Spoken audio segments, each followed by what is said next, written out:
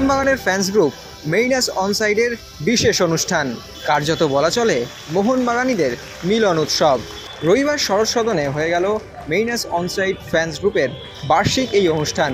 উপস্থিত ছিলেন মোহনবাগানের সভাপতি দেবাশিস দত্ত, মন্ত্রী অরূপ রায় সহ মোহনবাগানের এক্সিকিউটিভ কমিটি মেম্বাররা। উপস্থিত ছিলেন মোহনবাগানের I league Joyee coach Sanjay Sen, এছাড়াও বিভিন্ন ফ্যান্স গ্রুপের সদস্যরা। উপস্থিত ছিলেন প্রাক্তন ফুটবলার মানুষ ভট্টাচার্য। এছাড়াও ক্রীড়াক্ষেত্রে অবদানের জন্য বিশেষভাবে সম্মানিত করা হয় এক্সট্রা টাইম বাংলাকে।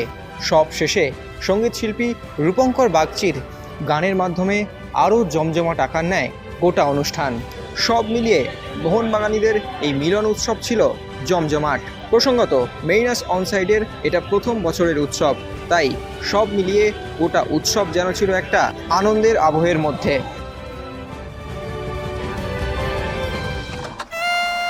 মায়েরা এবং বোনেরা, মহিলা মহল নিয়ে আবার এসে গেছি তোমাদের বেলাদি।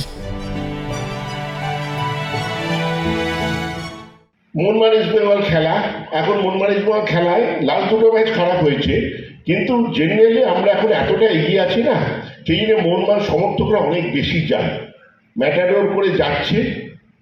যেতে যেতে চোঙাতে গালাগালি দিয়ে চ্যান্টিং হচ্ছে, এটা বন্ধ করতে হবে। এটা মোহনবাগানীদের শোভা পায় না। আমরা মোহনবাগানী, এই আমরা মোহনবাগানী বলাটার মধ্যে আমার গায়ে কাঁটা দেয় যে আমি একজন মোহনবাগানী।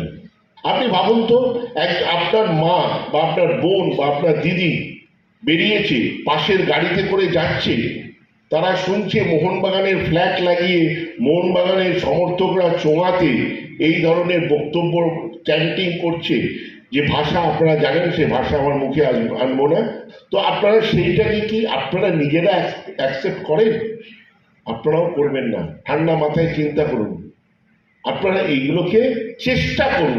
এগুলো ফ্যান ক্লাবরাই পারবে, আমরা পারবো না। আবার বলছি, আমরা পারবো না, আপনারাই পারবেন।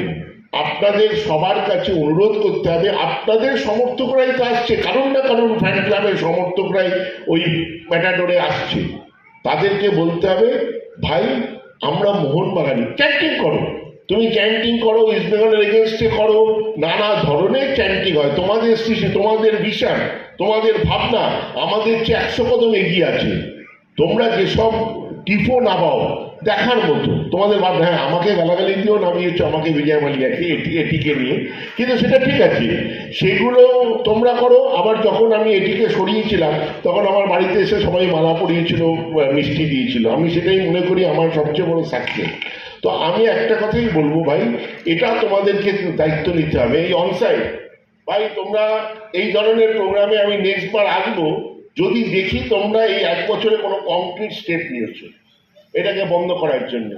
কারণ তোমরা মানসিকভাবে ভাববে যে এটা মোহনবাগানের জন্য আমি কি করব, একটা বড় ফাংশন করলাম।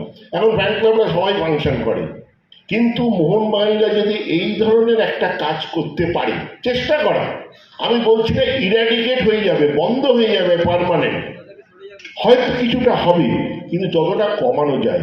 এরকম একটা অনুষ্ঠানে এসে এই কথাটা আমি না বললেই পারতাম, কিন্তু আমি মনে করি আমার বলাটা দরকার। কারণ ভাই আনন্দের দিনেই তো আমাদের শিক্ষা নিতে হয়, আমিও শিক্ষা নিই তোমাদের থেকে। তো সেই জন্য এর থেকে ভালো সুযোগ পাবো না। এই ধরনের প্রোগ্রাম তোমরা আরও করো, আরও এই যে সবাই একসাথে। এবং এই ফ্যান ক্লাবদের আরেকটা বড় কৃতিত্ব আমি দেব, সবচেয়ে বড় কৃতিত্ব হচ্ছে এই যে মহিলা মেয়েদেরকে এর মধ্যে নিয়ে আসা। Extra time.